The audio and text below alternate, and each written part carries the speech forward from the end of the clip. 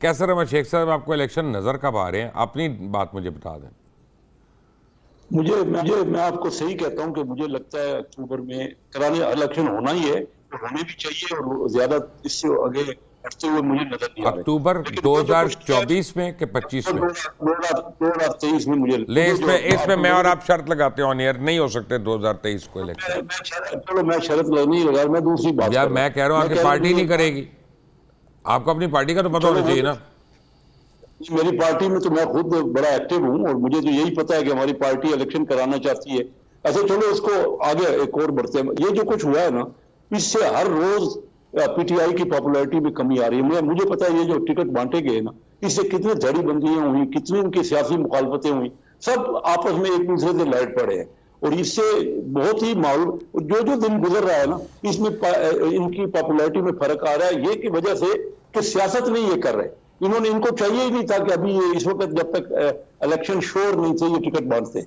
सियासी चीजों पर बहुत ज्यादा इम्पैक्ट होता है। मैं बहुत अरसे से पॉलिटिक्स में हूँ, 51 ईयर से। पहले मैं कराची चैम्बर ऑफ कॉमर्स की पॉलिटिक्स करता रहा, 6 मैंने जनरल इलेक्शन कंटेस्ट किए, 7वां कर रहा हूँ। और उस वक्त जब मैं 97 में इलेक्ट हुआ ना, उस वक्त 6 जगह से इमरान खान जो 8 जगह से खुद खड़े हुए और 8 जगह से हार गए, और मैं इंडिपेंडेंट मैंने इलेक्शन जीता उस वक्त पंजाब में, जब कोई और पार्टी, पीपल पार्टी की भी एक सीट नहीं थी। मैं सिर्फ ये कह रहा हूँ कि इलेक्शन तो उस सियासी है जो पॉलिटिक्स होती है, पॉलिटिक्स की वहां पे सूझबूझ का काम है।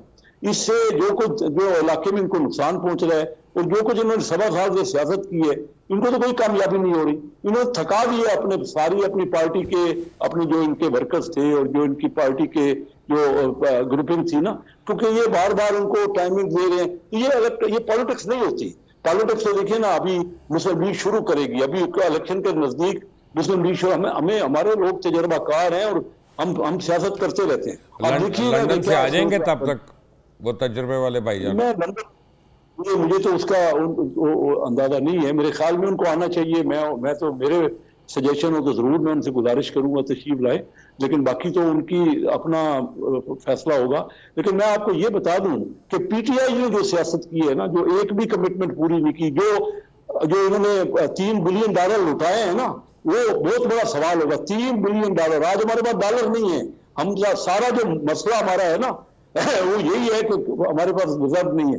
क्यों हमारे यहाँ महंगाई हुई है, क्यों हमारे यहाँ ये सारा जो लोग सफर कर रहे हैं। $3 अरब 0% पे लुटाए गए हैं। अभी बात खुल के आ रही है ना, किसी भी पीटीआई वाले से पूछ लें कि इसका क्या लॉजिक था, और क्यों ये ऐसा किया गया, मुल्क को क्यों तबाही के दाने पे पहुंचाया गया है। और वो जो क्यों ऐसा किया गया राय साहब, क्यों किया आप लोगों ने ऐसा? किया है, किन लोगों ने किया है, सिर्फ अमीरों को क्यों दिया? मुझे पूछना क्यों किया बताएं जल्दी से बताएं। जी आप बताएं पहले। आप समझते कि जो कह रहे हैं वो ठीक है? नहीं, अब आप जवाब देंगे, हर चीज का तो मैंने नहीं देना। नहीं, आप दें जरा बेहतर। मैं अब आपका स्पोक्स पर्सन नहीं, पहले था, अब नहीं हूँ। सवाल मैं स्टैंडिंग कमेटी में कई बार हो चुका है। सही से क्या मुराद, वो जो फिगर है $3 बिलियन की, इसमें कोई अगर फर्क है देखिए, तो मैं बात कर रहे हैं, बात कंप्लीट कर ली उन्होंने शेख जी, कर लिया। देखिए शेख साहब अभी ये बताने की कोशिश कर रहे हैं कि दिन ब दिन अनपॉपुलर हो रही है पीटीआई। तो हमें भी उस दिन समझ आ जाएगी जिस दिन इलेक्शन कराएंगे क्या अब इनको यकीन हो गया इस बात का। क्योंकि अगर वाकई अनपॉपुलर हो रही होती तो फिर इनको ख़तरा क्या था, इलेक्शन कराते, तमाम सूबों में इनकी हुकूमत होती, मज़े से हुकूमत करते। तो ये इनकी अपनी जो बात है, जो इलेक्शन का ना करवाना, इलेक्शन से भागना, इस बात का सबूत है कि आज तक तो गैर मकबूल नहीं हो रही। बाकी टिकट्स की इन्होंने बात की, ऑब्वियसली इनको तो इलेक्शन कराने की इनकी नीयत नहीं है, या इनके टिकट किसी ने लिए नहीं। क्योंकि मुझे पता है कि मुख्तलिफ इलाकों से नून लीग के लोग मेरे से रब्ते में रहते हैं, क्योंकि मैं भी जनरल सेक्रेटरी हूँ पार्टी का, कि हमें टिकट अगर पीटीआई में जगह मिल जाए तो हम आ जाएं। ऑब्वियसली जब कैंडिडेट ज़्यादा हों तो उसका मतलब यही होता है कि आपके पॉपुलैरिटी है पार्टी की। अगर 11-11 लोग इलेक्शन लड़ना चाहते हैं एक सीट से, तो मुझे याद है एक ज़माने में 88 में पीपल्स पार्टी के लोग इसी तरह टिकट के लिए भागते थे बीबी के पीछे। उसके बाद एक वक्त आया कि टिकट लेता ही कोई नहीं था। तो ये तो आपकी गेज है पॉपुलैरिटी की। और मेरा नहीं ख्याल कि जो पीपल्स पार्टी का अभी पीटीआई का कोई कैंडिडेट जो छोड़ के जाएगा, मैं आपकी बात मान रहा हूं, पीटीआई बड़ी पॉपुलर जमात है, इसमें कोई दो राय नहीं है। आगे चले 3 बिलियन बनेगा आगे। क्या 3 बिलियन सर? $3 बिलियन जो आप लोगों ने खर्च कर दिया। किधर लोगों को कर्जा दिया बिलासूद? हाँ जी, क्या बात जी, है, जी। की क्या बात कर रहे हैं? सॉरी यार, वो देखिए कितने गुस्से में है इस वक्त। दोबारा बता दूं जरा, अगर नहीं समझ आई नहीं, तो। अगर 1 मिनट ये में समझा दें please.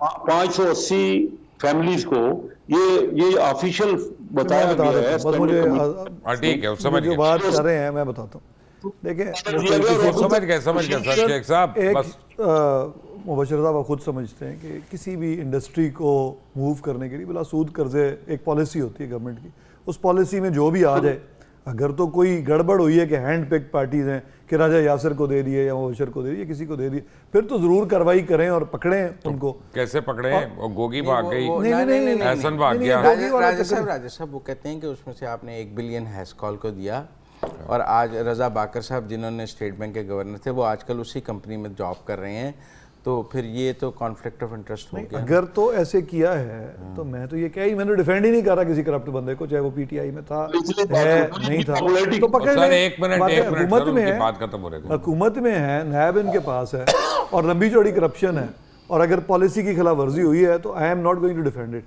As simple as that. पर मुझे वैसे एक बात पे इस हुकूमत से बड़ी प्रॉब्लम है, ये टीवी पे आके ये बातें करते हैं, प्रेस कॉन्फ्रेंस करते हैं, इतनी करप्शन की दास्तानी है, सब कुछ है, केस कोई नहीं बन रहा, नैब में कुछ नहीं किया। पकड़ लेना, हम तो कह रहे हैं नैब के पास अब नैब तो इनकम्बेंट हो गया। आप मेरी बात सुने, जो नैब के नोटिस जारी भी हुए उन पर हाई कोर्ट्स ने क्या कहा इमरान खान को, उनकी तो तामील ही नहीं होती। हाई कोर्ट्स उनकी तामील ही रोक देता है और गिरफ्तारी से भी रोक देता है। देखें तो चेंजेस कौन लाया था? यही गवर्नमेंट लाई थी, लेकिन तब ये तो नहीं पता था कि तफ्तीश भी हाई कोर्ट रोक देगा। तफ्तीश रोकने का तो कानून में मौजूद नहीं है।